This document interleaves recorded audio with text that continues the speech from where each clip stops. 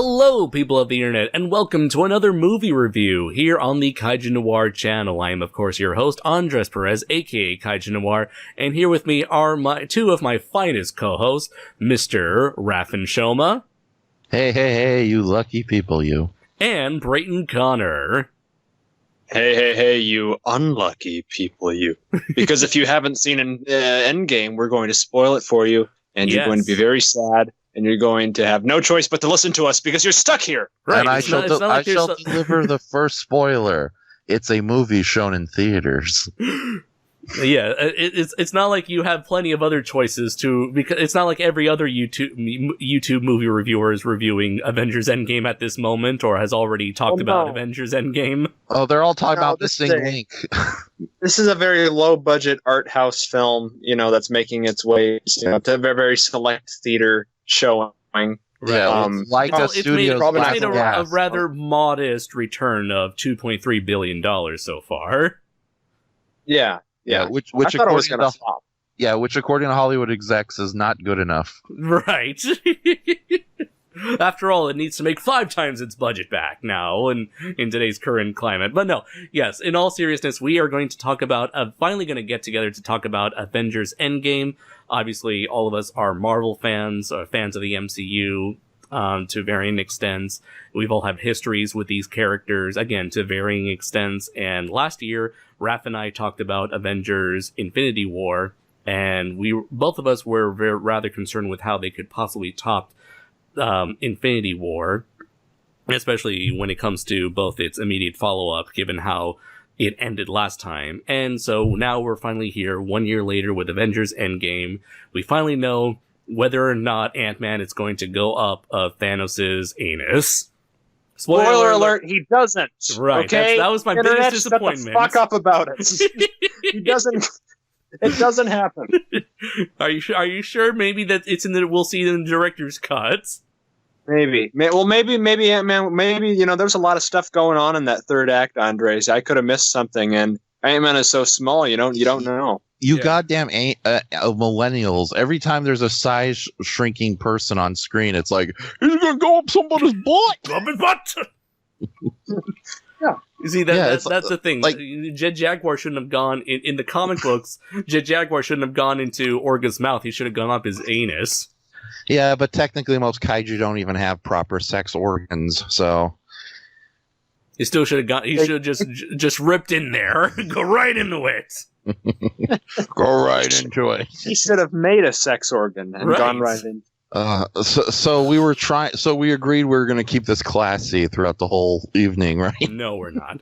Anyway, no, I thought we were just going to talk about Thanos' butt for an hour and a half, and then you know what she says? Thanos is hot. So last week, right around the time right at the moment when the Spider-Man Far From Home trailer dropped, the latest one. It was at that point where the director stated, okay, so we're lifting the spoiler ban. I didn't know there was a spoiler ban to begin with. I didn't know that's a thing Hollywood does, but in this case it's like, all right, guys, spoilers. It's now okay to share spoilers. So it's like, even though already everybody was making a spoiler and non-spoiler version, but I figure at this time, we can make a review that's just all spoilers. In fact, it's kind of hard to even talk about Avengers in a lengthy podcast style discussion because, thankfully the marketing had been very tight-lipped about what was actually going to happen in the movie. Especially with the whole idea that the movie, we knew at the very least that the Avengers was going to, the surviving Avengers from the last movie were going to get together and eventually kick Thanos' ass. What I didn't know was that was only within the first 20 minutes of the movie. That was shocking to me. And we can just go right into this, right? We're not. We're not. Okay. Yeah. Go right into it. Shocking. Wait. Hold on. Just to let everyone know, I've already stated before, but I'll say it again. We're gonna go talk about spoilers because it's the only. The whole movie's a spoiler. The entire movie is a spoiler. You can't talk about anything that isn't a spoiler. In fact, unless you're just very. Don't go see the movie. It's full of spoilers. That's right. Andres, sweetie, you know that's not going to help at all. So you're still going to have you're going to have the one guy in the comments go like, "You spoiled it." Also, have you seen the meme? all right, so gotta let you know, we're gonna talk about spoilers in 3, 2, 1. Okay, take it away, Brayton. Thanos gets his fucking head chopped off in the first 5 minutes of the movie. This came out of nowhere, and I think that might be like, if there was any, because I really liked the movie, but if there was anything that was the slightest bit dramatically unsatisfying to me, was that the Thanos that they all got together and fought against at the end wasn't the Thanos from Infinity War. He was like, well, it was, but it was like a past. There just wasn't that dramatic connection that immediate connection between the two movies for me. So that kind of felt a little off. Yeah, it's the equivalent of wanting to beat the crap out of older Mickey Rooney, but your time machine only takes you back to younger Mickey Rooney. Yeah, you escaped. This is going to be a dark analogy, so bear with me, folks. Okay. This is like if you escaped from the Holocaust, but you got a time machine, and you're like, I'm going to go beat the fuck out of Hitler. Yeah. But you could only fight like teenage Hitler. Right, so he was a little German boy. So you don't really have that, you don't have that history there. Like, I don't know. But anyway, yeah, that was pretty shocking how they just cut right to the chase with that. And then the big time jump after it. Yeah, I was super surprised by the whole, like, 5 years later. I was like, oh, fuck. Yeah, I would have been fine if they just ended the movie there. That would have been okay. The rest of the movie was okay too. A 15-minute movie, and the rest of it is just a dancing meme of the Disney executives dancing in a pile of money. It's the old school dancing Spider-Man meme. Well, I was gonna say, like, it's just Scrooge McDuck wearing like Spider-Man pajamas as he's swimming through his coin pool. I would have been fine if they had just played a Magic School Bus episode with Ant-Man going in Thanos' butt for the next. Oh dear, it's so purple in here. And Thanos' anus, yeah. Or what was it? They just replayed the end credits scene from Deadpool 1. It's like, what are you doing here? The movie's over. Go. Go away. Oh, you're expecting a satisfying ending. Well, we don't have the budget for that. Right. Brayton, you seem oddly obsessed with Thanos' behinder.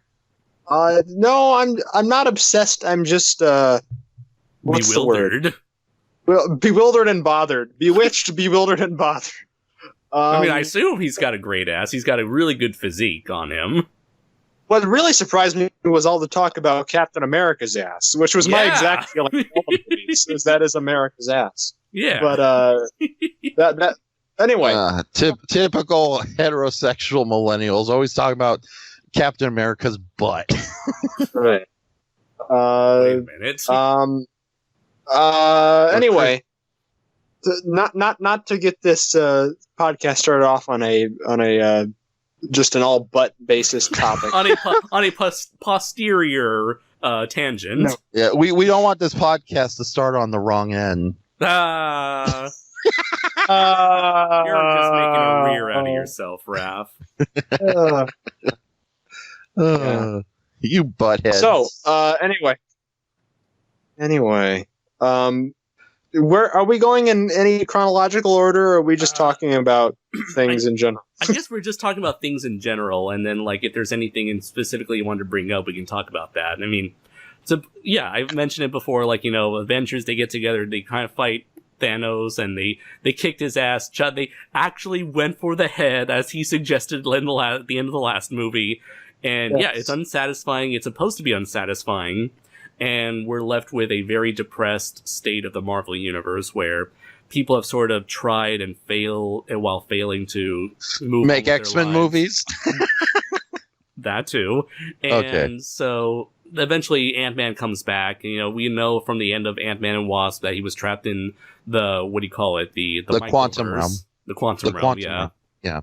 He was small, so he was super small, and because of that, time worked differently around him. So when he came back to the to our world by accident. He realizes that they could use that as an advantage, as a means of bringing everybody back. How? By discussing with the Avengers, he decides to make a time travel heist plot, which was a direction I never thought we'd see in the Marvel movies, because at this point it's like, I feel like time travel is like one of those things that you save for the very end of your journey, when like there's like no other ideas left to explore.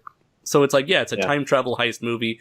They go throughout the entire MCU history, getting the time stones, taking them out, bringing them to the present, and using them to bring everyone back, and suffering with the consequences of that. Now, right off the bat, I want to say that their approach to time travel, to simplify the explanation, it's basically Dragon Ball Z rules. And I never thought I'd have to explain it that way. It's like, in fact, I've never thought anyone would ever use Dragon Ball Z logic to explain how time travel works in their universe.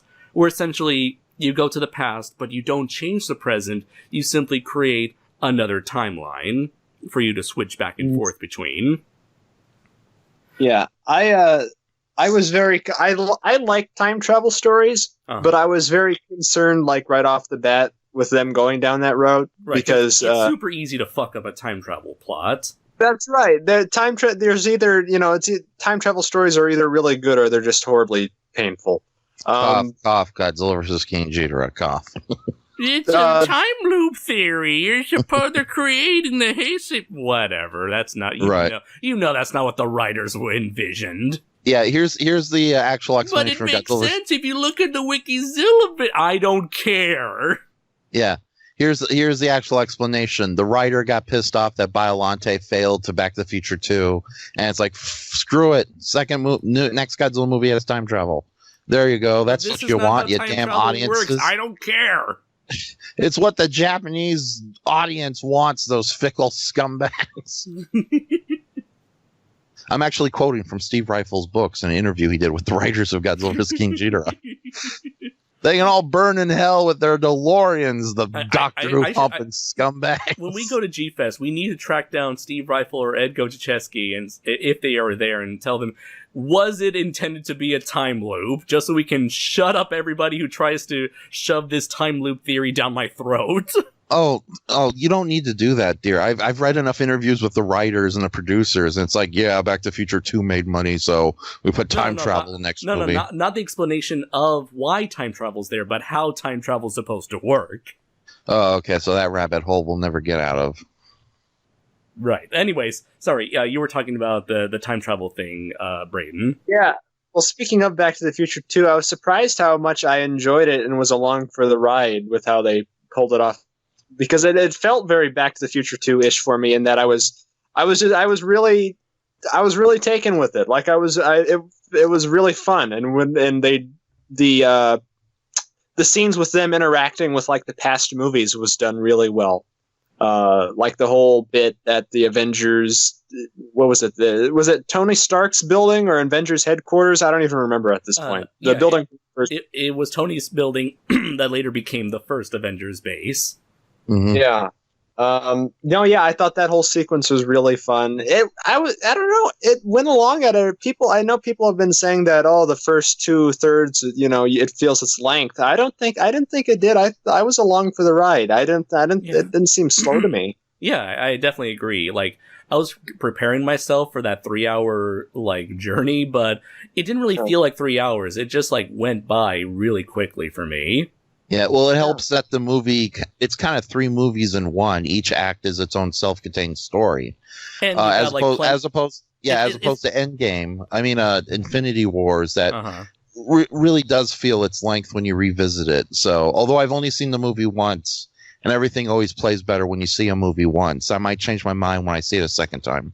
Let's see. I kind of had a similar issue with Infinity War. It's like both Infinity War and Endgame kind of break the tradition as to how movies are generally supposed to work, where instead of having a single narrative focusing on on a few characters or a group of characters or one character, you kind of are jumping all around between what feels like 3 movies stapled together. And it's nothing new. You kind of see that formula in like historical dramas or disaster movies, but true. But those aren't normally like what modern day movies are. Yeah, and they don't really teach you that in screenwriting classes. Oh yeah, no, you're supposed to pick one character, Lieutenant Brody, and stick with him throughout the whole damn thing, regardless. And what happened with Avengers Infinity War, it was kind of like all over the place. You got your Guardians of the Galaxy and Thor team up. You have your Doctor Strange, Iron Man, Spider-Man team up. You got your Captain America, Black Panther team up. You got like so many different team ups going on in space, on Earth. There's another alien planet. And, right, that 30-minute deleted scene where Benedict Wong is eating a tuna wrap. I wish they kept that in the movie. And let's see, but with this movie, it's like I thought that it was more cohesive as a narrative overall, but it's like they still splintered the narrative by again doing this time travel plot midway through the movie, where a good portion of the movie is just focused on. You have this team going to get this stone, this team going to get another stone, this team getting 3 stones, and then eventually this team has to go back to another to further in time to get another stone. And but it's like they switch between them at a regular pace. They're all going after the same object, so it's like it feels more. I already mentioned this before, but it feels more cohesive. It feels like they're all aiming towards a similar goal that makes the plot feel tighter than it was in Infinity War, where it was just like so it was very much so like everywhere. Everyone was trying to do something different.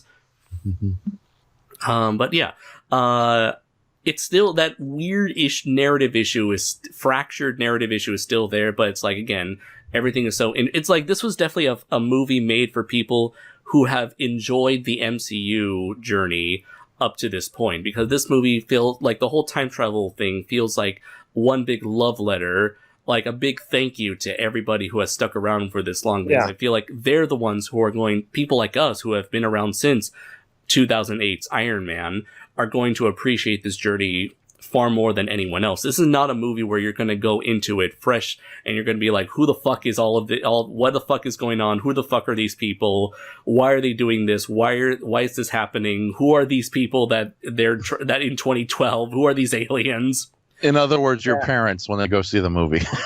Actually, my mom was having a blast when we were watching this together. Everyone else's parents, okay, there.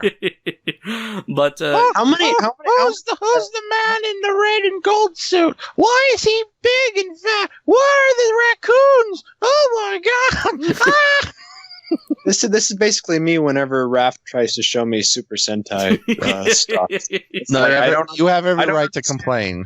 I don't understand any of this imagery I'm seeing. I'm so lost. I'm scared. Why is he green? Why is he in a dragon zord? Oh my god, it spooks me. How many Marvel movies are there? Because you're right, this does feel like a big thank you from the studios saying thank you for sticking with us this long. It hasn't all been for nothing. And giving us your money. Yeah, thank you. Thank you for all the monies. Oh my god, it's the 22nd film in the whole MCU. Oh yeah, and apparently it's going to be a gigantic box set called and the MCU phases 1 through 3, all in one big collection. Crazy? 22 movies in a series in just since 2008. That is pretty crazy. Yeah, it's quickly approaching like Godzilla level of what do you call it? Godzilla level in terms of like film franchise size. Yeah, quantity. Just quantity. Years. Yeah. Yeah, and that's the thing. I don't know. I've had like really mixed opinions as the years have gone by about the movies, as there's just been more and more of them. Same here. They'll sort of start to feel similar to one another. And, other people have mentioned this sort of criticism. I do agree with them. But, I still enjoy these characters, at least for the most part. So, like, even the lesser movies like Thor 2 or Iron Man 2 or Black Panther and Doctor Strange, the ones that felt like more or less like, it felt like more of the same. It's like, they still feel like good movies overall. But yeah, I do agree with that. And this was like the best way you could have like sort of capped off everything as this was the thing that's everything has been leading up to ever since we saw Thanos' first appearance at the end of the first Avengers movie. Yeah, and I think, I really like these characters and I love the world, and I think at this point, I think I can say that I'm good. Yeah. Because I think I'm good if I stop here. I don't want to hit the iceberg. I think I'm fine if I stop here as a viewer, because I used to have, again, my opinion fluctuates, where I used to, just even a couple months ago, I was like, oh, wouldn't it be great if we just cut it out with the superhero movies for a while? But I'm like, I don't know, if they keep doing them and they're doing them this well, my problem more is not that there's so many, but that seems to be the only thing that makes a lot of money anymore outside of Adam Sandler comedies and I hate to break your bubble. Adam Sandler comedies aren't. Yeah, Adam Sandler comedies haven't been doing that well. No, it's the Minions now. The Minions. Minions. Yeah. What do you call it? Secret Life of Pets. Your Illumination animation movies. Yeah, the Sonic the Hedgehog type films. Yeah, I guess my problem isn't that there's so many. It's just that it's just so oversaturating, it's got a monopoly on films, it seems like that these are the only movies that are allowed to make money anymore, or that people want to see anymore. Mm-hmm. It was done really well. I felt really fulfilled at the end of it. And yeah, everything is tied up really well. I guess this is just the end of what are they called? Phases that they're doing? This is the end of Phase 3. Oh, technically it's not the end. Apparently Spider-Man Far From Home is considered the epilogue to Phase 3. Ah, okay. Yeah, so this is essentially the end, where it's the whole thing has been building up towards the Avengers versus Thanos, and we do get, them trying to repair the damage that Thanos caused, and through wacky time travel, a earlier version of Thanos, 2013, 2014 era Thanos from the first Guardians of the Galaxy. A couple of days from before the first Guardians of the Galaxy. Right. From that era of Thanos, right before he starts collecting all the stones, comes to the present day, via time travel, and is able to try to undo what the Avengers undid from future him. And now even more disturbed and more crazy. It's if this doesn't work, I'm going to erase the entire universe. And the Avengers are oh, fuck!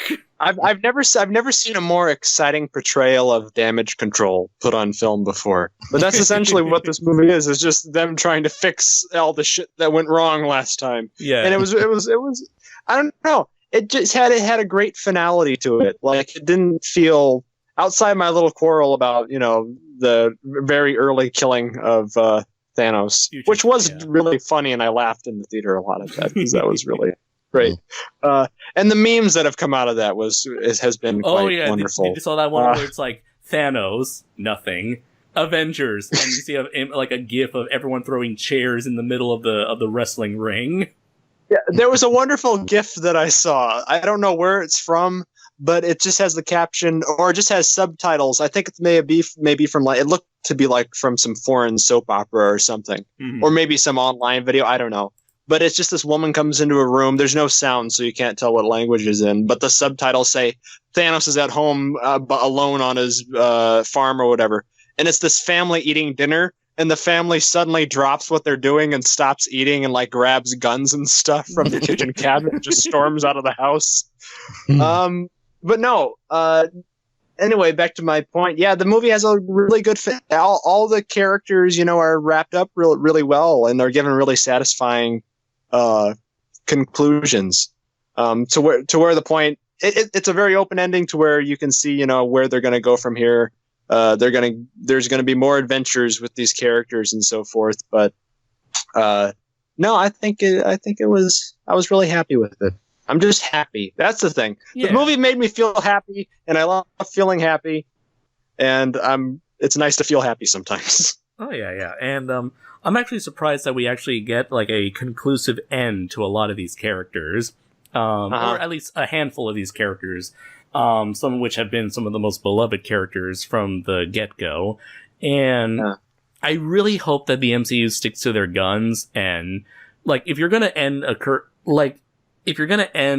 character story, commit to it. Yeah. Because if you decide to bring them back, like they do so often in the comics, it cheapens the what do you call it? The farewell you gave to these characters to begin from the beginning. I'll tell you the one thing, and I'll play my own version of this group's version of Mike Stoklasa here and talk about Star Trek for a few minutes. Okay. I was getting a little worrisome because some things were starting to remind me of Star Trek 6, where it seems like it's that final goodbye, and everybody's the main cast is this is their swan song, and they even duplicate the credit signing at the end, which I thought was awesome. But I'm just worried that somehow we're, through some loopy money logic, we're gonna get a Star Trek Generations? Yeah, Star Trek Generations, where they just manage to screw it up somehow and bring people back only to Tony Stark was hiding out in a dimension based on Victorian England. Yeah, and just killed by chopping wood. Yeah. This is my new home now. I've been really critical about that sort of aspect of I'm really happy with how they treated the characters in this movie, and I hope they stay true to where. I hope they just stay on the golden path with how these last couple have been going. Yeah, because the last couple in particular have been really good and really solid. So hopefully they. I don't know. The Russo brothers, is this their last one that they've committed to? I believe so. I believe they said this was their last one. Mm-hmm. Because they've been working since Captain America the Winter Soldier, and since then they've done Captain America 3, Avengers. Yeah, I think I think they were also co-writers on the first Captain America, although I may be mistaken. But as far as I know, they did 2 Captain Americas and 2 Avengers. Yeah, they certainly know. They've certainly got a great grasp on the characters, and I've enjoyed all of their movies that they've had a hand in. Yeah, and it seemed like for the most part, Marvel were able to let them do their thing, as opposed to what happened to poor Joss Whedon, who was just so exhausted after Avengers 2, he jumped ship and went over to DC and Warner Brothers. Right, forced him to put that 30-minute deleted scene of Benedict Wong eating a tuna melt in the middle of the movie because it's established in future films. What was that about? Anyways, earlier in Raph and I's Avengers Infinity War review, I mentioned how I was afraid that, they were going to undo everything from Avengers, from the ending of Avengers Infinity War, and it's going to make what happened in Infinity War feel very hollow and empty as a result.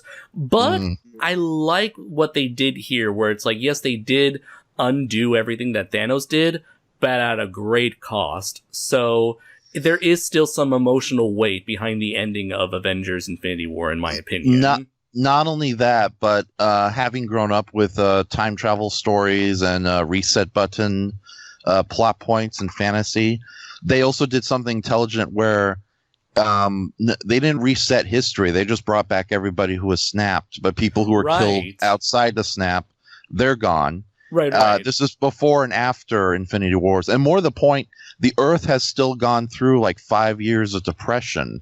And somebody brought up, I think it was some internet reviewer brought up a very funny point, that there's just nothing but existential horror in the Marvel universe. Because can you imagine seeing your loved one, disappear in front of your eyes, and then 5 years later, after you've started a new life and married somebody else, all of a sudden your wife and kids come back? That is horrible. Yeah. It's now now here's the thing though. The one thing, whenever they do stories like that, they either take a complete cop out and just kind of reset everything to the beginning, hence cheaping, or lowering the stakes or the dramatic weight of what happened before. Right. I am glad that they didn't do that. Yeah. However, there is an alternative way to kind of cop out. And that's the characters haven't learned anything. And I'm afraid that when we get to Spider-Man Far From Home, like I know it's going to be one of those things where all the characters like except Peter Parker, are probably not dealing with the effects of the snap or the 5-year. As far as we know. Yeah, and it might be one of those things where it's like you see it in kaiju fiction all the time. It's like, in like Godzilla the animated series, it's like, oh, don't you know that I work with giant monsters and I fight them? It's like they attack New York on a weekly basis. Oh, we don't watch the news. That kind of stupid character mentality. I'm afraid we're going to get a lot of that in the Marvel movies going forward. And it's like one of the things that I both love and don't like about the Marvel films and the comics are based on is first off, the Marvel films are free from that kind of convoluted plot crap that the comic books have kind of suffered from. Like, again, how many times have they brought back these characters from the dead in the comic books were to the point where it's, it doesn't matter anymore. Here, so, though, the movies are more streamlined in their storytelling. more streamlined. Although at the same time, that's also another criticism of mine. Like, yes, they improve on a lot. They don't get as in-depth as the comics do as well in return. As far as fantasy elements go, they do dumb down a lot of things. Like complete removal of Thanos' romantic interest in death, who is a woman in the Marvel universe. Yeah, or the kind of depowering of like major villains to make them more simplistic, like the Mandarin, or the overpowering of certain characters like Captain Marvel. Yeah, exactly. So. And it's like I was okay with the twist in Captain Marvel that the Skrulls were secretly, good people. But at the same time, the Skrulls were secretly Mexicans? No, worse. They actually, I can't think of another analog to. Wait a minute, Raph. You saw Captain Marvel? Yes, I saw Captain Marvel. Why? Oh, okay. I wasn't sure if people actually saw that movie. It made $1 billion. I saw the movie as well, and I was just I was so meh about it. I didn't even bother making a video for it. It's like, yeah, it's a thing. I just my quick thoughts on Captain Marvel. I had a good time, but it was I had a good time with it. It was a serviceable, distraction. But yeah, it was definitely one of the lower tier. Captain Marvel, feminist icon and serviceable distraction. I love every review we do. Raph comes up with the greatest summation of a given movie. Just a perfect blurb. An avalanche of stuff, and now a serviceable distraction. Yeah, it's gonna be on the upcoming Blu-ray in quotes. Yeah, although I will say this: it's amazing that the same people who complained about the whole SJW overtones in Captain America were also the same hypocrites who went to see it the first week. So, yeah, stop giving your enemy money. You don't win a battle that way. This is why the Transformers film franchise has continued to exist until now. Yeah, these movies are horrible. Here's my money, take it. Make more. See how horrible. I'm going to see Sonic's movie sucks. I can't wait to fucking tear it to shreds. I hate Godzilla movies, but I got nothing else to watch this weekend. Onwards. Oh yeah, that's definitely going to happen. It's like, I'm not really into this Godzilla stuff, but it's a new movie, so I'm going to review it. Well, alternatively, we have this historical drama starring these. No, Godzilla! It's mainstream Hollywood. I gotta review it. Yeah, but no, getting back to... Yeah, one of the problems I barely talked about this on my YouTube channel. What am I referring to, ladies and gentlemen? You decide, because that's the case with a lot of mainstream YouTube movie reviewing channels. Oh, it's so adorable to see these obvious non-kaiju fans. Like bless their hearts for not getting into the genre, but them desperately... They got other stuff to worry about. They got other fandoms. Yeah. But it's like it's still kind of funny to see them screw up like the most simple monster names imaginable. Mothra. Muthru. Yeah, but you have to put yourself in their shoes, Raph. Yeah, you have to imagine me as like a non-Power Ranger fan trying to say like, it's Bliftor, and then you'd be like, it's obviously Blobnot. Isn't that right? Ghidorah. Ghidorah. Oh, Brayton, you give the Power Ranger franchise too much credit. None of their monster names are clever. Oh, well, anyway. What were we talking about? Oh yeah. Comparison of comics and the movies. And the changes they make. Yeah, no, the comics are way more spectacular and imaginative. The movies kind of dumb them down a bit. but the movies also succeed in like having more coherent character focus. It's obvious that they're giving these scripts some love and care, even though when they kind of abandon the fantasy elements. Because I've seen enough comic books, read enough comic books, and seen enough documentaries about the skullduggery behind the scenes to know that, yeah, comic books are kind of a clusterfunk of new writers.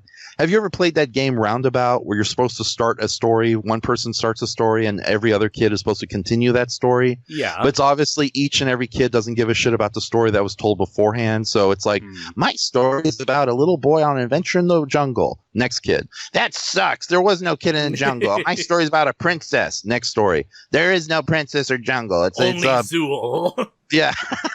Yeah, you see that in the comic industry all the time. You know, it's like, especially when it's like halfway they decided to get rid of the core writers and replace them with other writers. And due to contractual reasons, they're not allowed to know what the story was going in.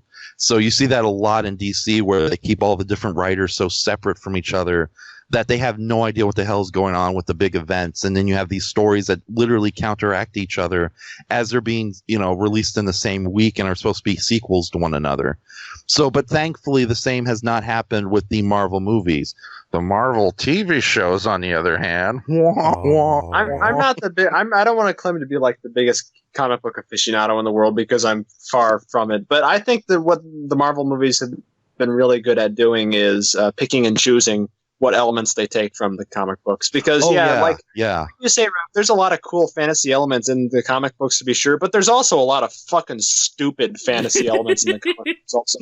Like, I don't need to see the Thanos chapter or his Death Mistress or whatever. Hey, in a movie. Okay, I can agree with the Death Mistress. That's kind of going overboard in believability, but you leave the Thanos copter alone. But Damn yeah, I forgot we didn't get the Thanos copter. 0 out of 10. So I'm in a helicopter. 1 out of 10 would not bang.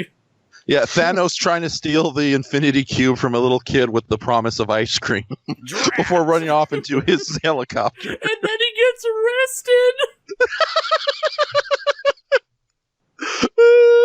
He's inside the prison cell. So do you guys have like any like vegetables I can plant or nothing? It's like, shut up, Thanos.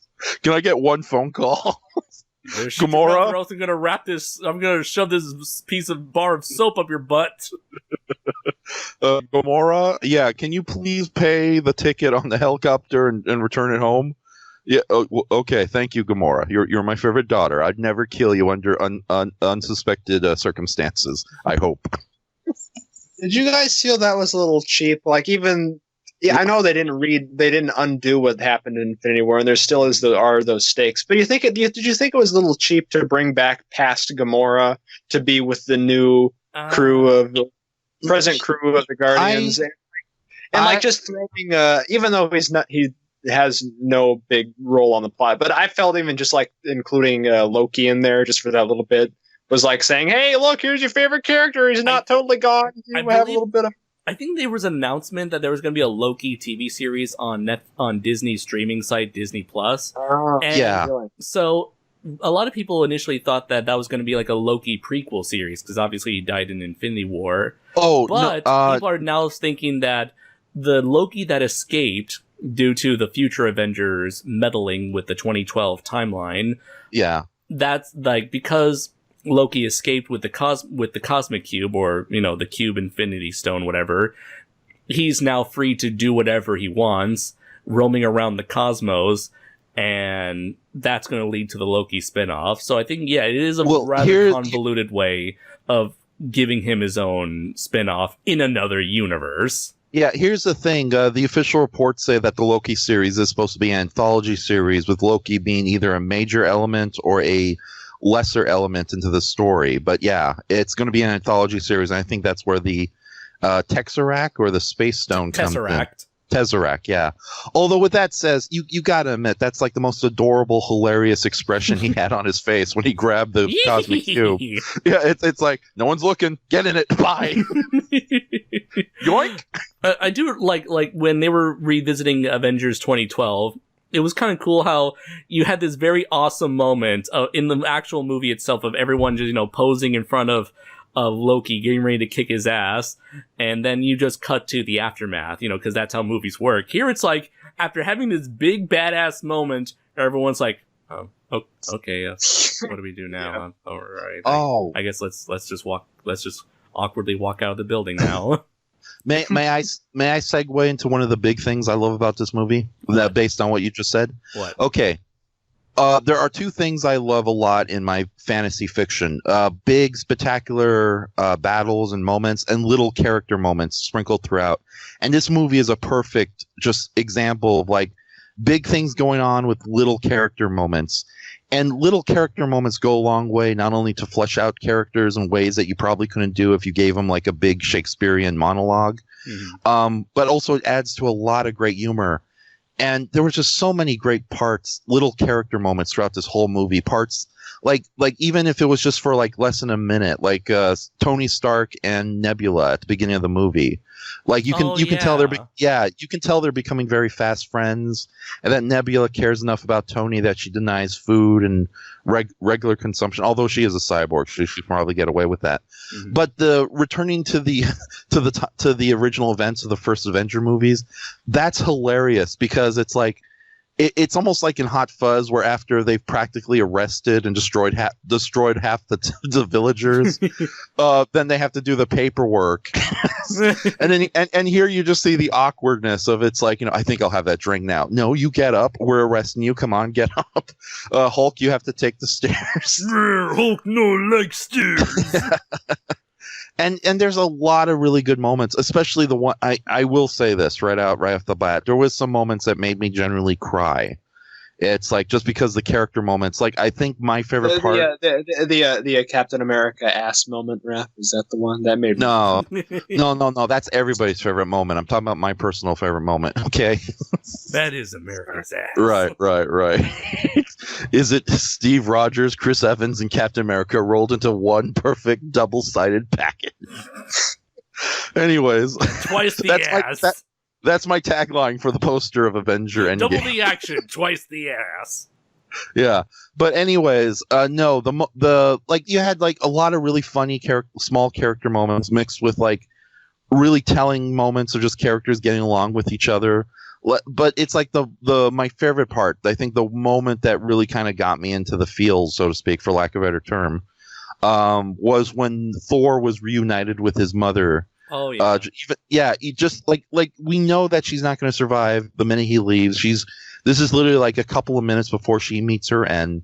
Mm-hmm. But the fact that she instantly recognizes him as Thor from the future, and that little line of dialogue like don't see this as a sad moment, see this as a gift since we were able to talk one last time. Mm-hmm. It's like that. It's like, oh my god, I know that there was like more emotional heavy moments in the movie. Like when I went to see the movie with my friend Adam last week. There was a guy sitting right behind us, this huge Hispanic gentleman with tattoos, who was sobbing his eyes out when a certain character died at the end. And it's like, really? But it's like, yeah, I almost ended up with the waterworks on several occasions, especially with that moment. So, but I just want to say, I think that's one of the big strengths about this movie. Like, yeah, it downplays a lot of fantasy elements, but it reminds you why these films work so good. They get these great actors, these great writers, these iconic characters that they develop even further, and mixed together, it creates like these stronger characters we've come to love. So, very true. And thank you. Let's see. Speaking of other sad moments, I'm also reminded of the whole deal with the struggle between Hawkeye and Black Widow, or I guess Ronin, as he's now kind of referred to, but never officially. He's in the comics, he's Ronin at this point with a costume and everything, but they never refer to him as such. So yeah, they do directly reference it, but only visually, because that's the exact same costume he wore during his time as Ronin. Yeah. So. But the whole thing with Hawkeye and Black Widow, both of them are struggling because they're at the Soul Stone. I'm surprised, no one told them how they were supposed to get the Soul Stone. But then again, the only people who really knew were Gamora and Thanos, and both of them are dead at that point. So, as well as a floaty Red Skull. Right. In fact, I'm surprised neither of them pointed out that was Red Skull. But I guess neither of them knew who Red Skull was. or maybe they knew who he was, but didn't think he was the same person. All I know is I just want to see a movie that's nothing but Captain America returning all of the Infinity Stones to all the locations, right? And the awkward moment that would have to come when he returns the Soul Stone. I've come to return the Soul Stone. Hello? Oh, it's just the Grim Reaper. Oh, it's you. He's like, what the fuck? Why did anyone tell me about this? Right. It's like, how is awkward. He supposed to? My ex is here. Speaking of exes, how awkward would it be to return the red reality stone to Thor's ex-girlfriend? Right.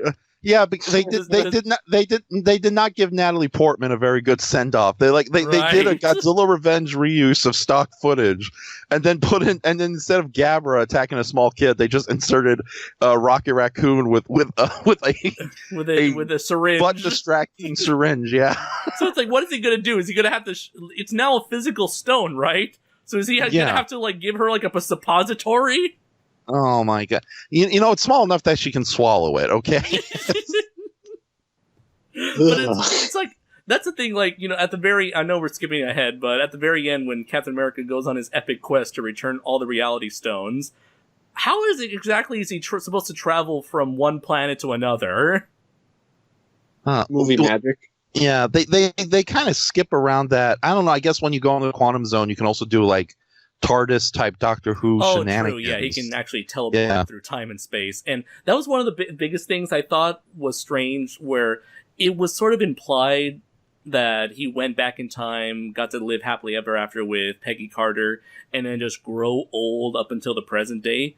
But no, I can assume because that's not how time travel. They established that's not how time travel works. You can't affect the past and change the future. So I'm assuming in that alternate timeline, he did live out a full life with Peggy Carter, returned all the reality stones, and then Doctor Who'd himself to our timeline, or to the main MCU timeline as an old man. That's another thing I want to say. When in recent years, in the last couple of decades, scientists and physicists have said, physicists, thank you. They have gone to record saying that, time travel would most likely be less about erasing oneself with the grandfather paradox than it would just be making more alternate dimensions with every different change. In other words, Dragon Ball rules. Yeah, but the fact that that's considered more scientifically likely these days really speaks to how science fiction and fantasy changes depending on the advancements of science. And for anyone who gets angry at the idea that they're saying, oh, Back to the Future was bullshit, A, it's a joke, and B, until time travel is actually a real thing, which is probably going to be never. Time travel, you can write time. Yeah, it's all fiction. It's all bullshit. You can write time travel however you want. You can contradict whatever rules as long as you stay consistent with your own self. And which is something I think the Back to the Future trilogy does splendidly. Yeah, so. And I believe this movie did as well in its own way. Yeah, it's all bullshit. You can make up whatever rules you want. It's like what John Landis said to Max Landis as a kid. How do you kill a vampire? Any way you want, because vampires don't fucking exist. Yeah, before he turned into a scary gray monster and devoured his child whole. Who, Captain America? No, John Landis. So Captain America turns into a gray, scary. He turns into Clint Eastwood at the end of this movie, right? Oh, I thought you were going to say he transformed into John Landis. Oh, no. I was going to say, it'd be amazing if they got a really famous actor to play old Steve Rogers. Yeah, they should have got Clint Eastwood to play. Yeah, they should have. Yeah, but with that says, you gotta ask yourself, do I feel patriotic? They should have got Reb Brown from the '90s Captain America. My god, that would have been amazing. Oh no, you could have got Reb Brown, or you could have gotten the guy from the 1990 Captain America movie. Him? Yeah, he went on to play the Flash, didn't he? What the fuck? But no, I wanted to get back to the whole thing about diverging timelines, because even knowing that one can easily write that off as sort of a get out of jail free card as far as plotting goes, it's very simplistic way that you don't have to worry about time travel nonsense. It's it's another timeline. You don't have to worry about changing the future. Just keep it simple. Yeah. However, this is the point I'm getting to. They do have that great scene that does make it clear that when the Professor Hulk meets with the Wise One or the Ancient One, Tilda Swinton's character. I believe the Ancient One. Yeah, the Ancient One. They have that whole conversation debate, and she brings up a good point that yes, your timeline will benefit greatly by altering, the events and redoing everything. But you have to remember there are still tons of alternate realities that are going to suffer horribly if you don't put the stones back. And yes, those aren't people because they're from another dimension, but they're still people who matter. And that's why she's so hesitant to give Professor Hulk the Time Stone at first. Mm-hmm. And that was one of the main reasons they went back, why Captain America went back to return all the stones. That wasn't that wasn't for the sake of their future. That was the sake for all these different timelines they accidentally created with their bumbling. So, and I thought that was a really good way to be like a very good dramatic moment that kind of puts some weight on the overall story and shows that this isn't just pure flippant science fiction Rick and Morty style shenanigans, that there is some real weight to these actions, and we have to have a more galactic or cosmic mindset to what's going on, which you don't see a lot in superhero fiction, comic book and movie wise. It's like you just have to look at how little anybody cares about Krypton's fate in most Superman movies, let alone Metropolis's fate in certain Superman movies. So I thought that was a really good scene to add. They didn't need to add it, but it was desperately needed, and that's how the whole diverging timeline thing worked for me. So, and let's see, any other moments? Oh yeah, speaking of people who got to meet their former loved ones, we had a really great meeting between Tony Stark and his father, which I thought was it went a lot longer, surprisingly longer than I thought it would be, and it's like they really poured a lot of heart into that scene. Yeah, it was adorable. That scene was just outright adorable. So it's especially like the final scene where it just goes in to hug him. It's like, thank you for everything that you've done for this country. Right. Oh yeah, but no, that's another thing about this movie. It's just a 3-hour curtain call for all these characters too. Like I know, like you guys have mentioned earlier in the podcast, where they're sort of celebrating this 10 years worth of 22 movies, soon to be 23, by revisiting all the events. But then there's also the chance to bring back all these like lesser characters, and one's played by very big actors too. Like Robert Redford did not need to return, but I don't know if they just gave him like, here's a whole bunch of money, and he says, okay, I'll show up. Or it's like too bad they didn't do the same for I keep forgetting her name, Thor's girlfriend.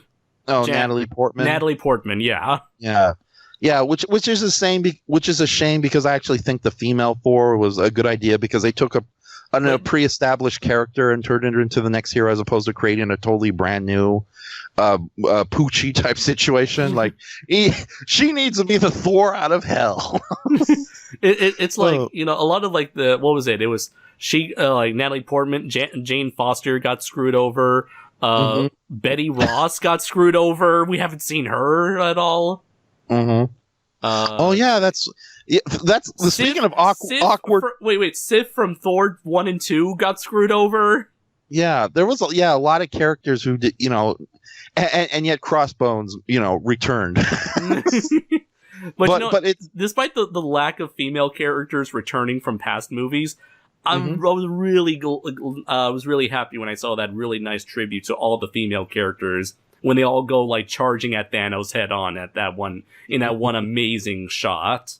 Oh yeah, it's like a lot of people have kind of argued that's like SJW pandering, but no, that's just a neat little Easter egg. Yeah, so. It's like you got it's not like this is the first time where you get all the female togethers to go girl power.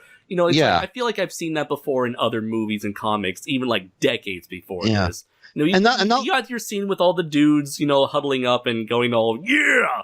Why not do something for the opposite sex? Yeah, and plus we like these characters too, so they're not just random female characters who are just thrown in for the variety. So it's like, I'm a big fan of Nebula, and it's great to see her go full on hero mode, as well as being a rather significant part of the whole movie. Yeah, she was usually a minor character, a background character in the Guardians of the Galaxy movie, so it was really nice seeing her step up and kind of become an Avenger at this point. Yeah, and as well as kind of like one of the many hearts of this movie too. Although I think, which is a huge departure from what she was in the original Infinity Gauntlet comic book storyline. Yeah. In fact, she was more villainous and even kind of tragically comical in that original comic book. Like Brayton says, they do pick and choose like the best elements from the comics to make a better story. Mm-hmm. It's like say what you will about the Civil War movie, but the comic book, in my opinion, kind of sucks. Nobody likes this comic book Civil War. Oh, trust me, we're gonna get somebody in the comment going like, I like the comic book Civil War. Yeah. Plus, have you seen the Meg? Oh. I thought the inclusion of solar babies from the comics though was a little odd. Brayton, your obsession with solar babies is disturbing. Move on. Sorry. I'll tell you one thing that that blew my mind: the fact that they put Howard the Duck in, with a Tommy gun. Yeah, it's a shame though that he appears so briefly because I would have loved to have seen like Tommy the Duck. Don't worry, Howard the Duck. Tommy the Duck. I know, I got it mixed up with Tommy Gun. Don't worry, Tommy the Gun. Right. He must have been incredible. When was this? I missed this. This was when all billion characters showed up in the climax. Except the Netflix TV characters. Right, like, there's a sad meme going around where it's like, is that everyone? Where like Wong was like, is that everyone? And then you see all the defenders huddling together. All right, guys, the portal's gonna open up any minute. And then it cuts back to Wong. We can't afford him due to copyright reasons. Also, and he starts eating a tuna melt for 30 minutes. I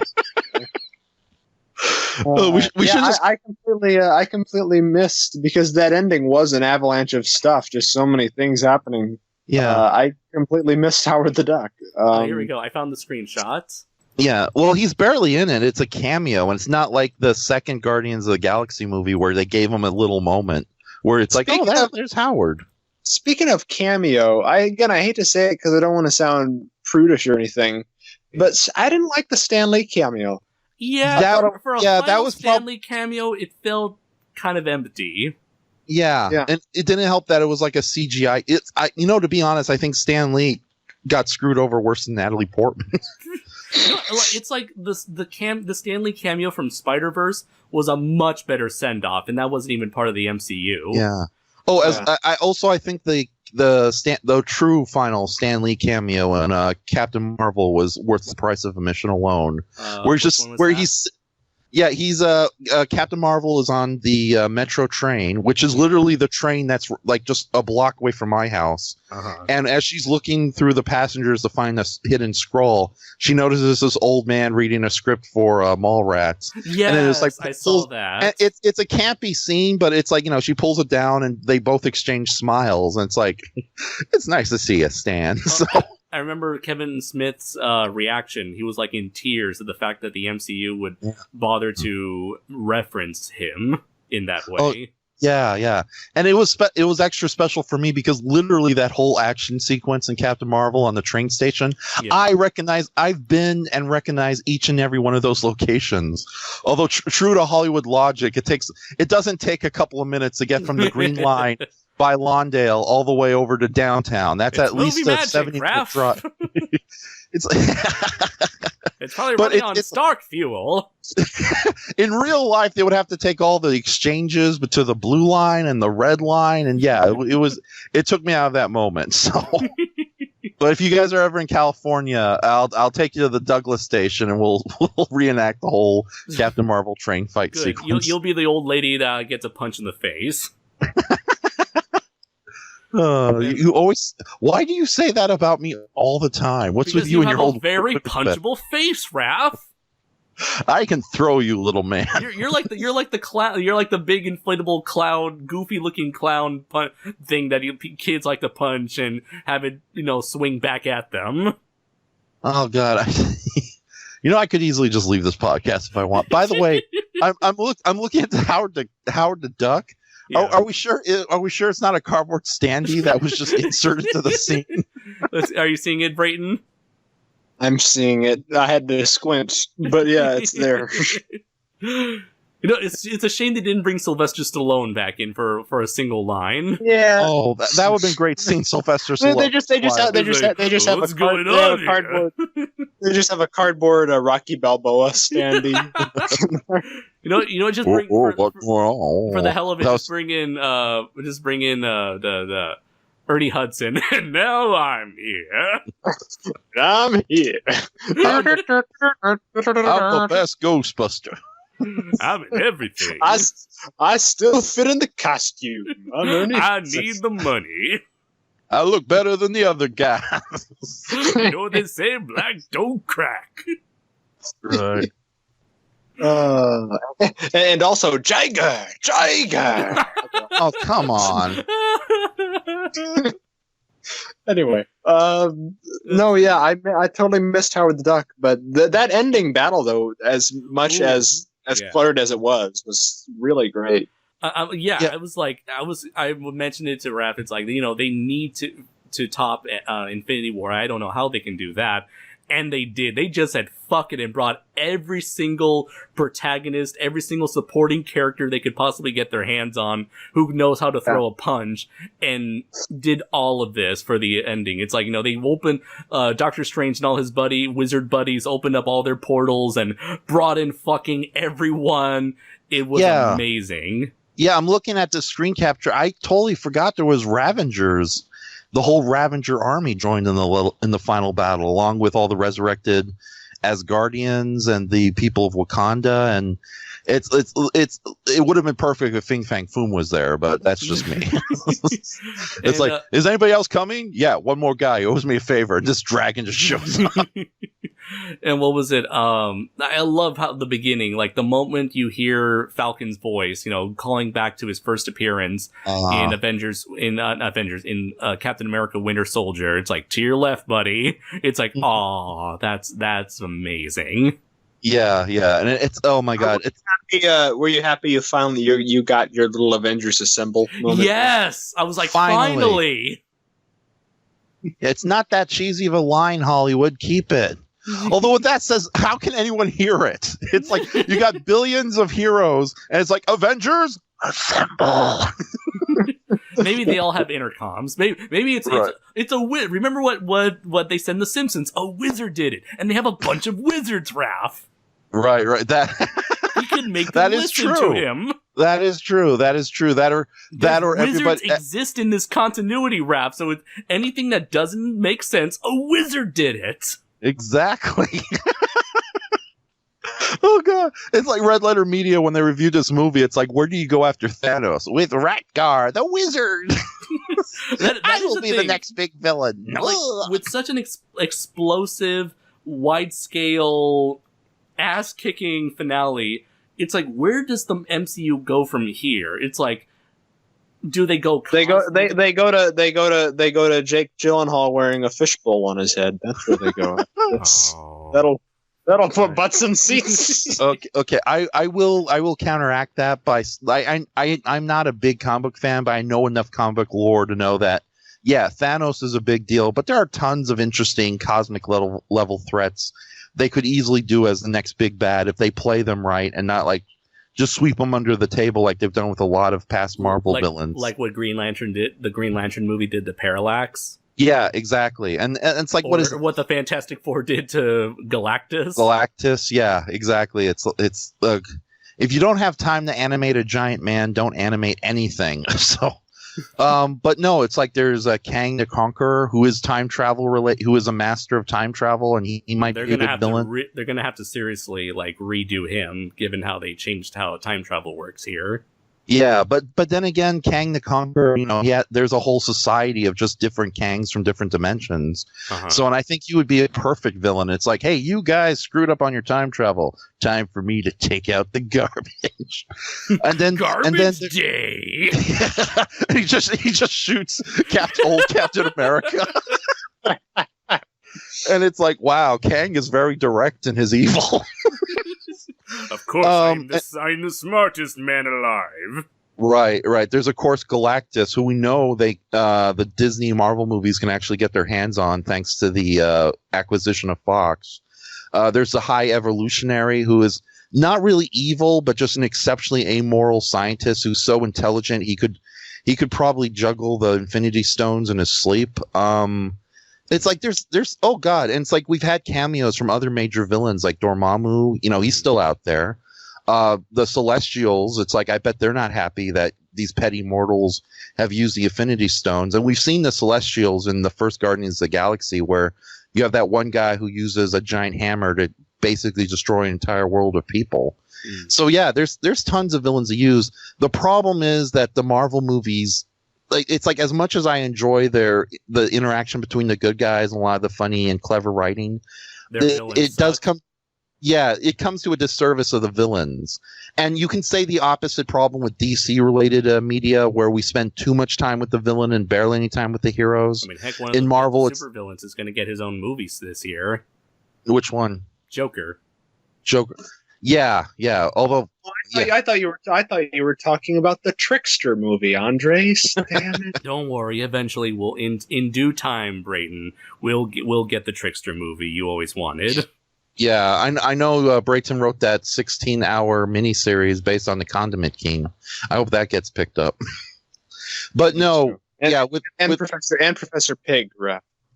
You leave Professor Pig alone, you scum of. All right, anyways. No, Marvel has a problem where we spend too much time with the heroes than we do with the villains. And it's a shame, too, because you can take, like, very minor villains and do a great job with them. Like, nobody knew who Thanos was. Like, before Thanos appeared in Infinity War proper, everyone was like, who cares about Thanos? I'd rather see Doctor Doom. It's like, oh, and they don't have any of the good X-Men villains. Who gives a shit? And then after that, these same people hypocritically goes like, I want Thanos to be my baby daddy. That kind of bullshit.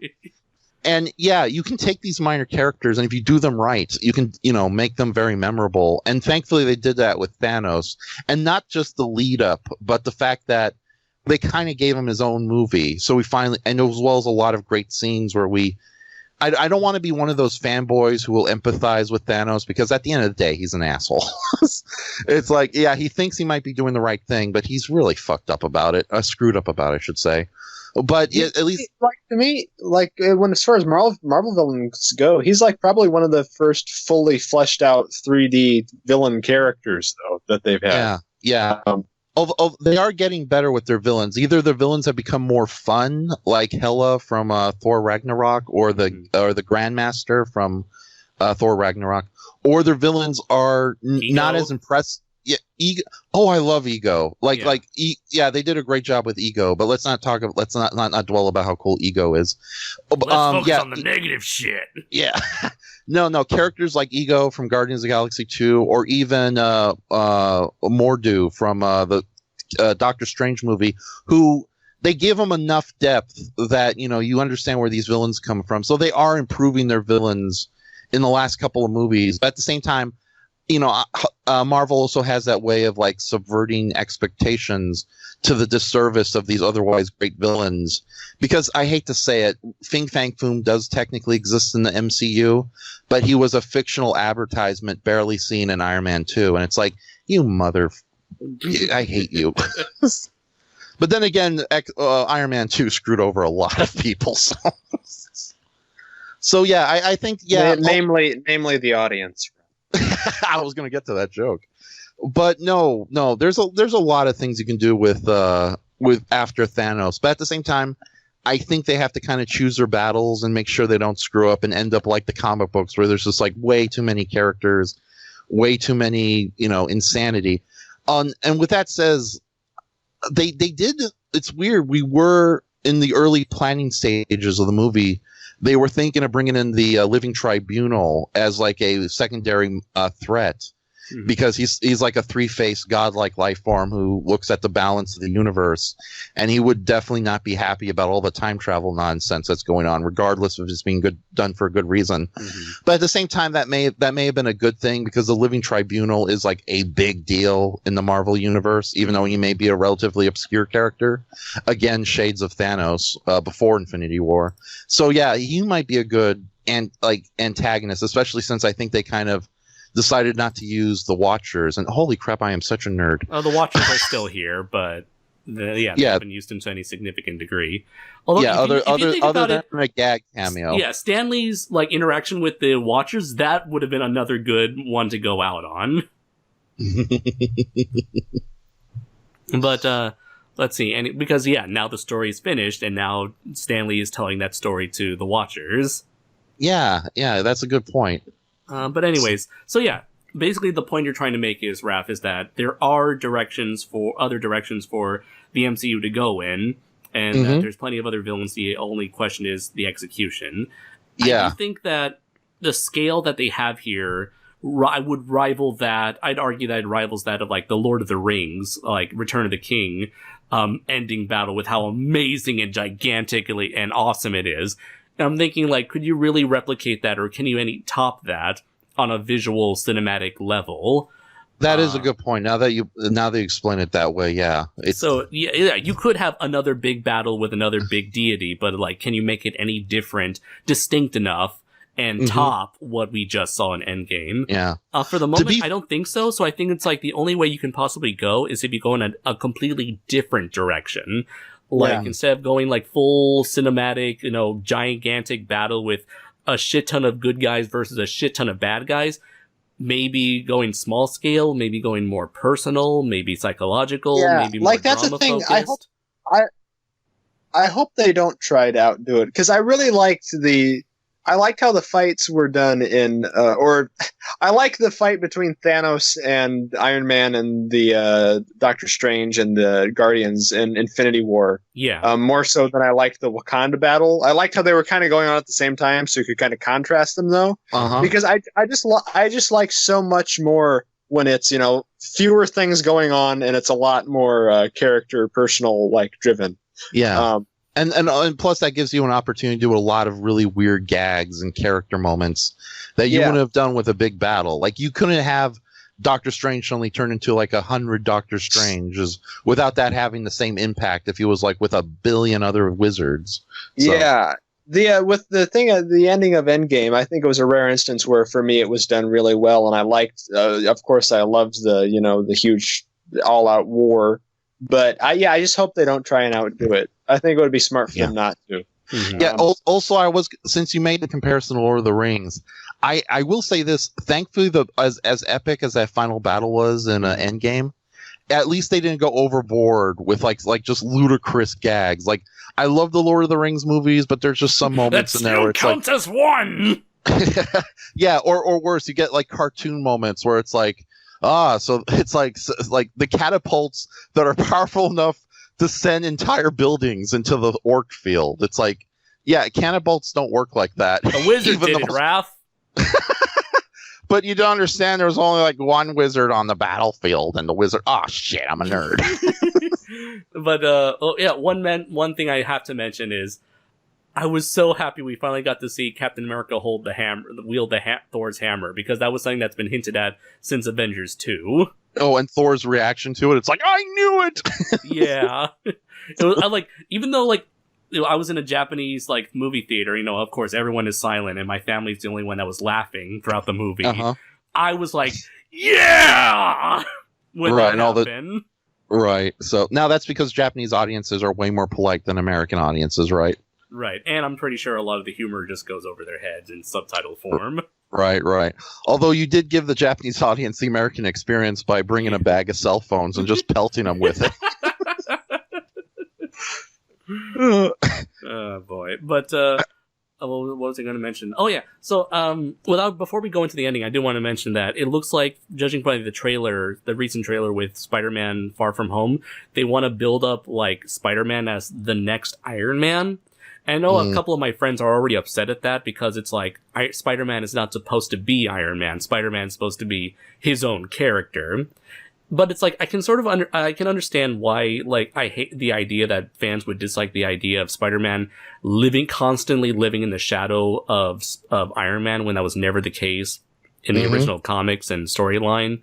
But it's like, if they do want to make Spider-Man their next flagship character, like Iron Man, because of what they did at the end of the movie, which we'll talk about soon. can they really keep putting Spider-Man in this spot where he's going to face off against these cosmic entities? Because a lot of the best Spider-Man stories have nothing to do with that. Like I mentioned before, it's like, instead of trying to top themselves, they can just go in another direction that's less action-oriented and more interpersonal, and Spider-Man stories are nothing but, interpersonal stuff, as he just gets a shat on. Life just shits on him at every opportunity. Right. By the way, we have so many opportunities in this podcast to be demonetized. I don't even really make money off of YouTube. I just make pocket change. Quick, Raph, show some skin to make sure that we're. Oh man, yeah. This is what happens when I get that surgery that make my butt look like Captain America's. Okay, one moment. Oh no. Hey man, at least we're not soliciting nudes to underage minors. Okay. Yeah. So. We are pro. I'm just gonna make. I can't make him. We are anti. Anyway, we're anti Jared. That's right. Oh god. Anyway, I don't even want to know what that joke is. So. I'll explain afterwards. Anyways, yeah, you better. Let's see. I did talk about Spider-Man, so the very end. Yeah, Iron Man dies. What? Oh no! Iron Man dies? Oh no! I walked out in the last 5 minutes of the movie. I didn't. Why? He was the best war machine. A part of me was thinking it's like they could have been. I know the actor was ready to leave. I think because his contract was up. So I'm really glad they decided to put retire the character himself. I feel like they could have retired him in a way where he was still alive, just hanging around the Marvel universe. But to actually decide to retire the character by straight up killing him was a very bold move, I think. And truly shows the stakes that were involved in the war. Yeah. Although but it's like Brayton says, are they going to stick the landing? Right. That's what I'm thinking too. Yeah. I'm thinking that too. But the thing is like the idea of Iron Man simply retiring but still sticking around the Marvel universe, we kind of already got that ending with Iron Man 3, because that sort of implied that was the end of Iron Man's journey, but he was still going to stick around for Avengers stories, which is what exactly happened. So it's like, had they kept him alive, it would have felt like a repeat of what Iron Man 3's ending was trying to do, don't you think? Yeah, and what's weird is we kind of have a subplot in Endgame where we do see Tony Stark retire and start a family in the 5-year post-snap, I should say. Yeah. Where he is enjoying his life. He's a surprisingly fun father. So, but yeah, I don't know. It's like maybe him dying was like it felt deserved, because this character has been the heart of the whole MCU since the very beginning. And ironic too, because like Thanos, nobody gave a care about Iron Man before his movie came out years ago. He was like what, D-list, C-list? Oh god, D-list. I think some people have even said he was a D-list character, and all of a sudden he was the one who basically flagshipped the whole Marvel universe. Although how sad would it have been had that movie failed at the box office. And it's like you got like top 10 false endings leading to a sequel. Aww. Number 1, Iron Man. Number 2, Super Mario Brothers. Number 3, He-Man and the Masters of the Universe. Samuel Jackson comes out of the water. I'll be back, motherfucker. That's probably what he said after he was unsnapped. I'm back, motherfucker. I'm still alive, motherfucker. Just leaps out of the water and like Thanos ain't got shit on me. He like punches the multiverse and just like comes in to fight Thanos. I'm gonna shove this Ant-Man up your butt, Thanos. Oh my god, Samuel Jackson is pissed. But no, it felt kind of deserved, because I think that was the real question is, are going to stick that landing? Is Tony Stark forever gone, or is he going to make some cameos through time travel or some nonsense like that? But it's like, what is it? I think it was also kind of a beautiful way to end it, because his whole story arc is being concerned for all these people and dealing with whatever the major threat was until he recognized it to be Thanos. It's the ultimate form of selflessness. So it's like, even if he doesn't die here, he was always going to die eventually, because that's what he was always going to do as a hero, is to put his life on the line until he can't no longer. Exactly. And of course that again, another beautiful character moment that just almost had me starting to cry. Not as bad as the guy sitting behind us. It's like he's obviously like he's dying. He can't even focus, and then like Pepper Potts like just holds him and just says, we're going to be okay, Tony. And it's like, holy crap, that's like you almost never see that. It's like for most like cinematic death scenes, people are like, no, don't die. But here it's like she knows it's going to happen, and she puts on the bravest face I've ever seen any character in a movie do in terms of like consoling their departing loved one and making sure he dies peacefully. And happily. And with the right words, everything. too. Yeah, exactly. Yeah. It was like the perfect way you could have set that scene up. Yeah. Oh God, I'm starting to tear up right now. Damn it. Beluga, the baby narwhal, Raph. Think of Beluga. Happy thoughts, happy nights. I hate that whale. Screw him. But yeah, I feel like it was a very risky decision. I think if, in the context of this movie alone, it was like one of the best it could possibly be handled. And I think it was the decision for the best. And I think, I'm not upset at the writers. Like, how could you kill him? It's like, I understand. I perfectly understand why you had to do it, and it worked. Yeah, it was very satisfying. I don't usually say that about character deaths. So, especially since in real life, death is just so random and just almost meaningless when you think about it. So, happy Christmas, everybody. Let's see. Anything else? Oh, so during the funeral scene, it's a really nice long shot. You see like every group of Marvel characters. You see the Avengers, the Guardians of the Galaxy, Ant-Man's family, Hawkeye's family. You see General Ross from the Hulk movies. I wasn't expecting to see him. I didn't realize he was there. Yeah, no, he was there. So no Liv Tyler. Poor Liv Tyler.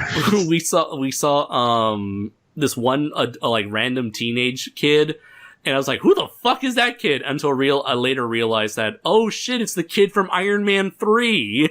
Oh yeah, that probably is like the biggest surprise cameo once you realize who he is. But then like behind him, there's like another family, and then Captain Marvel wearing some weird like black pants getup, and then you see Nick Fury in the back. But it's like before Nick Fury and Captain Marvel, who was that other family? Because I saw Hawkeye's family, but I didn't recognize that other family. That's so weird. Hold on, I'm gonna have to look it up. You talk amongst each other, kids. Top 5 things you missed in Avengers Endgame. Oh God, there's so many of those. Let's break down. Here's 50 things you missed in this one little trailer. The funeral scene in Endgame. Breakdown frame by frame. Big circles everywhere. Arrows. I'm so sorry, D-Man and Titan Goji. I know you do this kind of stuff. Well, no, they're good at it. We're making fun of everybody else, don't we? They're the exception. That's right. 100 things you didn't know about King Ghidorah. He has 3 heads. Ghidorah. Yeah, who cares? It's all the same. Not even the Japanese call him Ghidorah. And you were making fun of fans before for mispronouncing Mothra. Right. Okay. Ghidorah. Well, now, Americans pronounce it gonorrhea, Raph. You see, if you go by the new movie. Anyway, I'm sure that'll be a wonderful experience. Anyway, I don't know. I don't know who that family was. Tourists, perhaps. I'm not sure. As you look to your left, you'll see the funeral of the man who saved the universe. I bet Rocky Raccoon just made like a really crappy sign. It's like $10 to see a dead Iron Man. Rocket, come on! Oh, and I do like the. We have reserved seating here. Come sit down. It's like $10 million a ticket.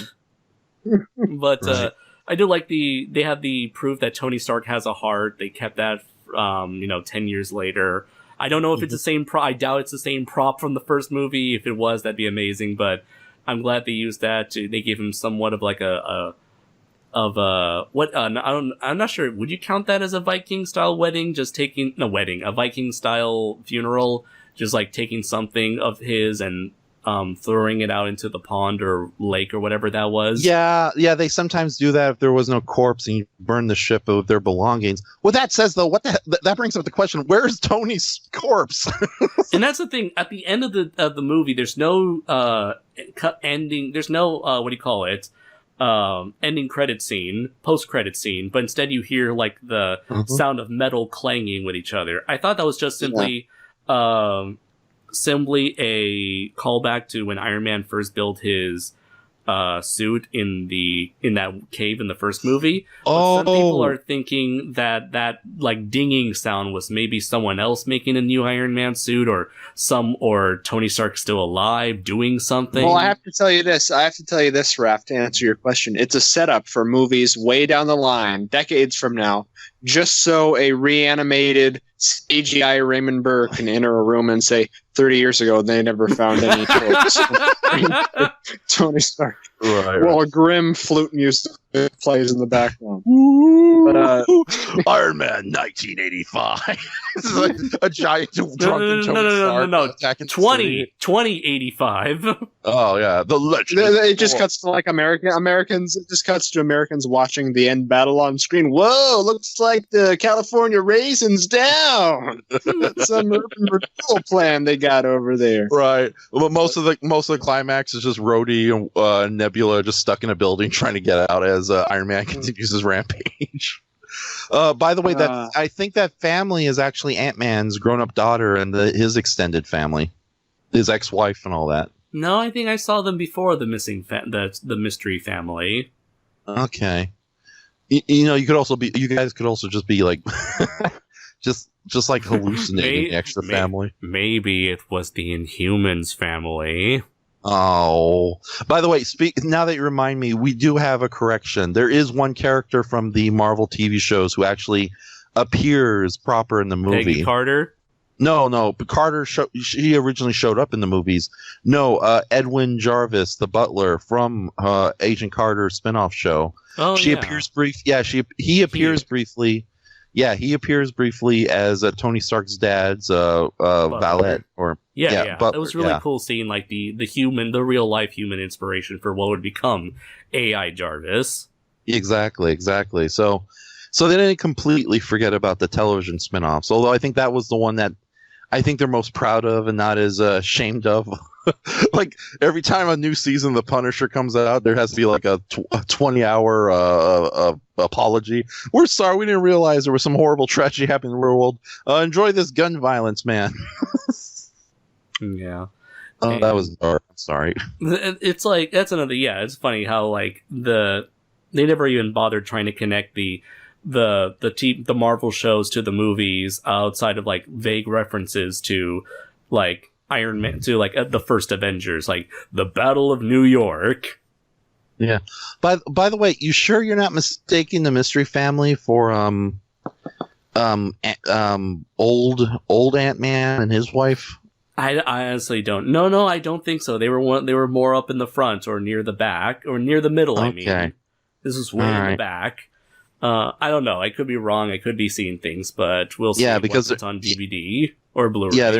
Yeah, they're not giving very good pictures. No pictures whatsoever, and all the articles are just talking about the kid. Yeah. So probably must wait for our scene by scene breakdown commentary when the Blu-ray 4D 3D 5-hour cut comes 4K. Out. Yeah. Yes. And then we'll draw a bunch of circles and arrows on screen, and we'll figure out who the hell those people are. And it turns out it's like they just had somebody's random family come on set, and it's like, oh, we got to get rid of them. And then we're all disappointed, but hey, in the background, is that Bigfoot? Guys. No, don't worry, that's just Denny Roth. Okay. Yeah, or better yet, or it's like better yet, it's like the random coffee cup in Game of Thrones. Right.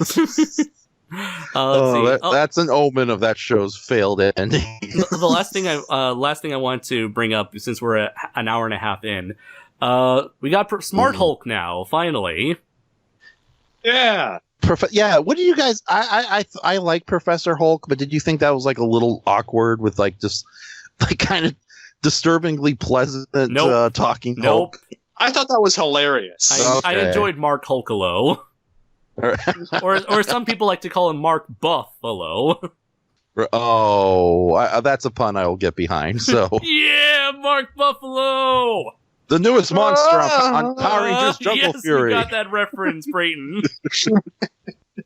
Yeah, I don't know. It really took me by surprise because I don't know. Again, I like comic books enough, but I haven't scoured the earth reading everything, so I didn't know anything about Professor Hulk and whatnot. Mm-hmm. But it took me by surprise for like the first 3 seconds, and then when he brings the kids over, that's when I really started to get behind it. Hey, look, it's Ant-Man. Hulk out! You want to take a picture of Ant-Man? No.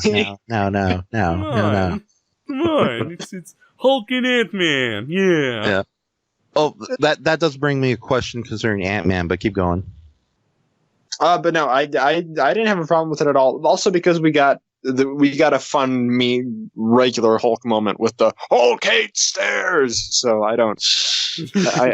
Juxtaposed with Professor Hulk, it's like, do I have to take off my shirt? It's gonna be redundant. It's like,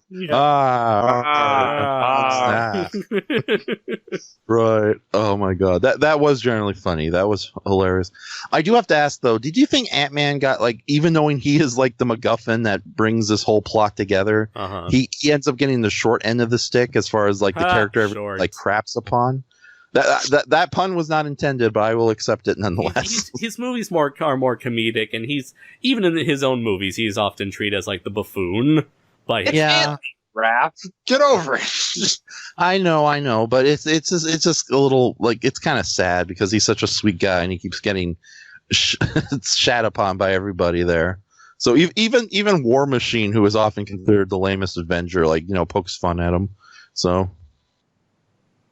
Is War Machine really the lame? I thought Hawkeye was the lamest Avenger to some people. Here's the thing. I like War Machine. I like Hawkeye, but try telling that to the vast majority of America.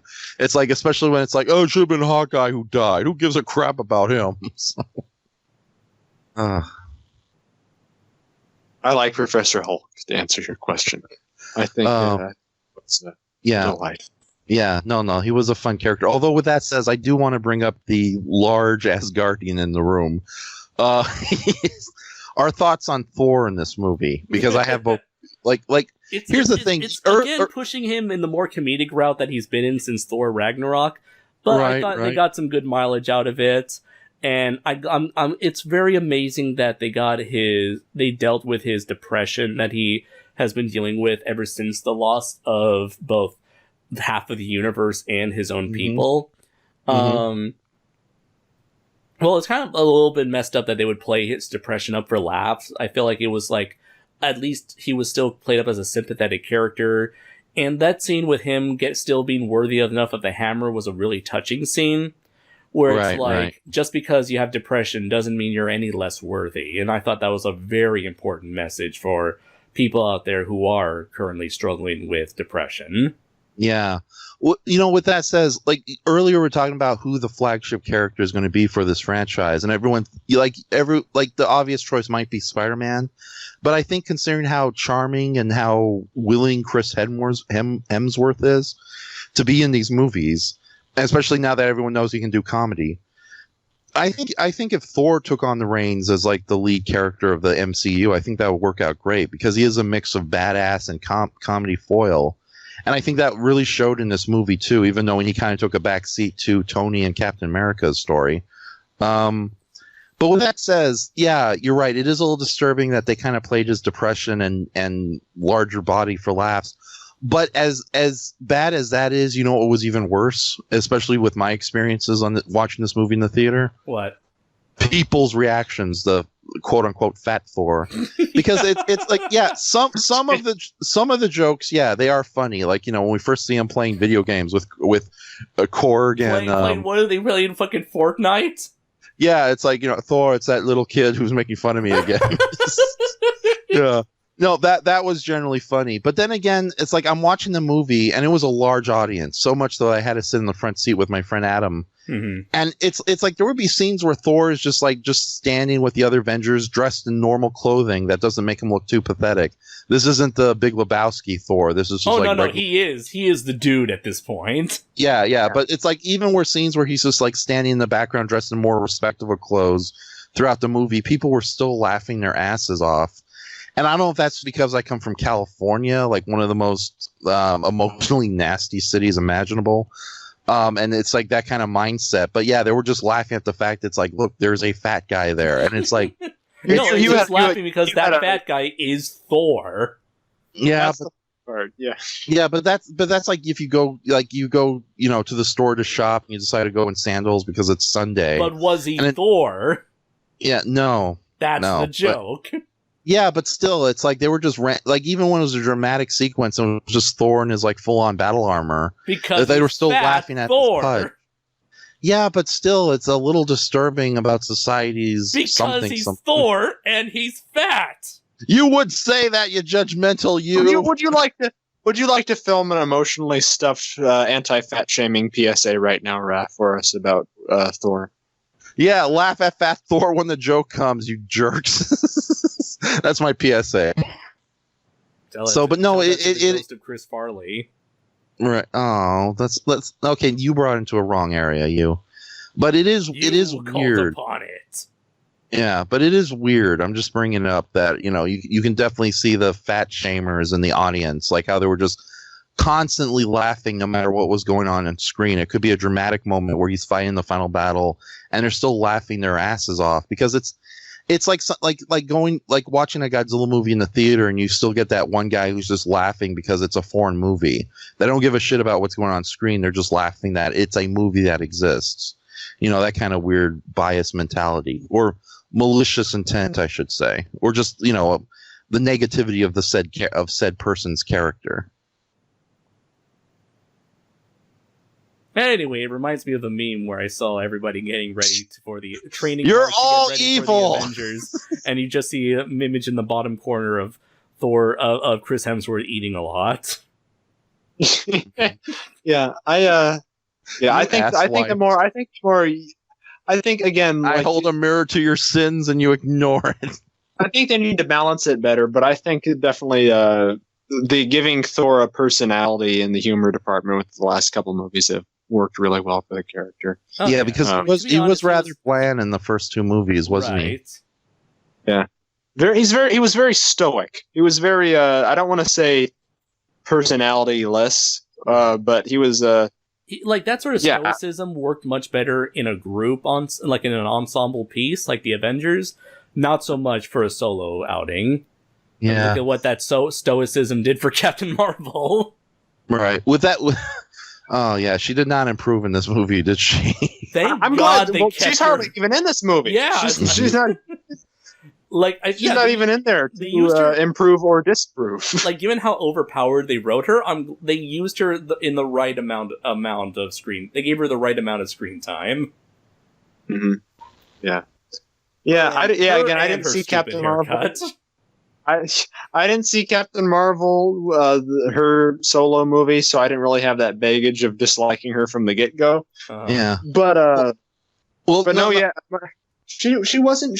I don't know. She didn't leave much of an impression on me when she was even on screen, though. I didn't really care for her. That she was just she was there.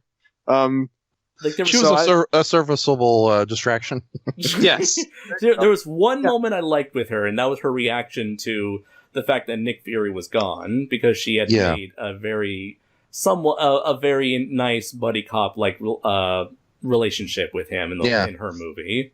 Yeah, here's the thing: she's a decent character in her standalone movie, I think she is. It's like she's incredibly abrasive. I guess that's the military background going on, but it's like she's much better handled in her own standalone movie. Here, though, it just feels like extended cameo woman, and it also it's like extended cameo woman fly. again, I just knew that I could feel the tension when she was on screen in my theater, and it just kind of culminated when she said, "So you might not see me for a while," and somebody in the back of my theater said, "Good," and everybody laughed. Right. So she was not. I didn't really care for her, but she had cool moments, I guess. Stupid haircut reminds me of my own haircut, which made me mad. It stole my hair. But right. No, I didn't. Well, it's funny. You're also wearing the Captain America armor you're wearing the Captain Marvel armor as we're recording this podcast too, which makes things even weirder. That's just for comfort, Raph. That's not weird. It's not weird unless you make it weird. You're making it weird. They make very nice pajamas. That's right. I'm all about comfort in my pajamas. You're making it weird, sometimes Raph. I like to go. It's all on you, not me. But no, yeah, she was like you said, Raph, a serviceable distraction when she was on the screen. All right, so let's see. We're about an hour 40 minutes in now. Any other characters left to discuss, or should we give our final thoughts now? Hold on. I know we're gonna. Did more evil younger Thanos work as an antagonist, or like Brayton said earlier? It was still essentially Thanos. Mm-hmm. And he may not have all the memories of what happened, but he had all the same intentions as future Thanos, and knew everything that was going to happen between Guardians Galaxy 1 and now. Yeah, so and plus he's way more arrogant and callous in that same regard, and even more pessimistic as to the survival of the universe. Yeah, although it is funny when Iron Man does the reverse snap on his own forces, and Thanos sits down, and that look on his face, it's like the young Thanos has become the old, regretful Thanos right. In those last few seconds of his life. It's like, oh, shit. They warned me, but I didn't listen. No last words, just a look of regret. Right. So it's like, I can't. Why am I, the villain who's committed mass genocide across the universe, suffering so? Oh. It all snapped in his mind. Yeah, exactly. And of course, GQ comes out with an article. Why Thanos should have won Avengers Endgame, the sexy baby. So I honestly can't think of anything else. I think we've discussed. We got Rescue finally. Pepper Potts wore the rescue armor. Yeah, I wouldn't mind seeing her again in future films. Like, I think she'd be a great anchor for some of the plots. Yeah. But here's the thing: like we don't know what's going to happen with Phase 4, other than a couple of sequels here and there. All we know is that they're going to make a shit ton of more movies in 2022. Yeah, but we are getting a year break. Although I honestly think they should take a little longer. 2 years, yeah. 2 years would be surfaceable. But yeah, see how DC handles things from here on. Exactly. And I know that they said Phase 4 is going to be more about introducing general audiences to the more obscure characters of the Marvel universe. Whether that means we get a Fing Fang Foom or a Devil Dinosaur movie, I don't know. Especially since they announced it's mostly probably going to be Guardians 3. Black Panther 2. Oh, no. I mentioned beforehand we're going to get a couple of stray sequels here and there, but as far as original films go, they've made it clear that it's going to be the more obscure characters from the Marvel Universe. We're finally going to get the Rocket Skater. Damn right. And Stilts Man. But no, it's like the only movie we know about these like upcoming standalone obscurities is the Eternal movies, and those are characters that even I don't know of. As far as I know, they're just rip-offs of the New Gods that Jack Kirby made after he left DC. Now we're going to introduce a few obscure characters. You may not have heard of them. The Y people and the amazing the fantastical foursome. Do you think they're going to bring in the Fantastic Four? Or do you think they're going to stay away from that cinematic poison for some? Because there's 4 Fantastic Four movies, and all of them have been cursed. Let's just face facts. Who knows, man? If Spider-Man can work in the MCU, then can be successful in the MCU, then who knows? But I'm just a simple man. All I want is a Roger Corman cameo in the Fantastic Four movie. That would just be so right. I will say this: it's nice that from all the interviews and all the articles and studio heads, it seems like they're going to give the X-Men movies a long rest. And it's like, other than Deadpool, I'm like, good. Give him all the new cameos now. Right. All right, so I guess we'll end things here. So, final thoughts on Avengers Endgame. So, I think this was a worthy follow-up to Avengers Infinity War. I highly enjoyed it. I still think that this is definitely a very special kind of movie for a special kind of audience, and that it's definitely not going to be everyone's cup of tea, but for everyone who's an audience of fat shamers, for an audience who has stuck around for this long, since 2008, you're going to get the most mileage out of this film. So, even on its own, it's still a great multi-character piece, a lot of amazing set pieces, a lot of action, a lot of spectacle. So I would give this movie a solid 4 out of 5 for me. It's not quite perfect, but it's definitely a perfect send-off for several of these particular characters. And if you want to drop off here, like some of us are, it's a really great way to finish things for this 10-year journey, or now 11 years, I suppose. So in other words, don't go see Spider-Man Far From Home. Make that movie bomb, because Andres demands it. Now you were putting words in my mouth. Right. Your guys' thoughts? I'll go. Okay, I'm going to give it 4.5 stars out of 5, because yes, it's not as tightly written and as well structured as Infinity War, but I had a lot more fun with this movie. And for a 3-hour movie, it doesn't do the cardinal sin of feeling like a 3-hour movie, because it's literally a bunch of like standalone adventures connected together in the 3-act structure. So I just enjoyed the hell out of this movie. It was a great mix of like epic action and adventure, along with the little character moments that I've come to enjoy out of all the MCU movies. And yeah, no, I would highly recommend it, especially if you've been following these movies. But at the same time, yeah, this is not the best movie to get into if you've never seen a Marvel Cinematic Universe film beforehand. And at this point, it's hard to find anybody who's like that. Although, yeah, there's got to be somebody like that. That's pretty much it. I enjoyed it immensely, and I can't wait to see it on DVD. I did really enjoy it. I won't be a normie critic like you guys and give it a star rating. Instead, I will give it, in the tradition of an old Southern horror host very close to many people's hearts, I will give it Brayton Connor's Endgame totals, which are, I will give it 2 Captain America ass cheeks, one exploding Avengers headquarter, Thanos foo, Captain Marvel foo, let's see, a Sean Natalie Portman cameo, a Professor Hulk, a shirtless melted ice cream cone Thor, I believe was the comment, and a serviceable distraction, leading up to a grand total of, go see it, it's pretty good. And a partridge in a pear tree. Right. That's right. And after the movie, we'll look at those drive-in totals while our male girl Darcy reads letters. Now I get the reference. I got the reference the minute he started doing it. Yeah, I never grew up with Joe Bob Briggs, unfortunately.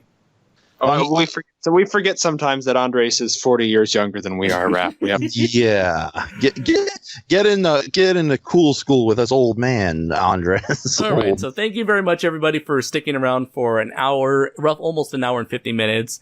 You can follow us at our respective sites. I'll have the links below as usual. So for the time being, I have been Andres Perez, aka KaijuNoir. I am the one and only Enshohma. And I am Iron Man. And until next time, true believers, Excelsior!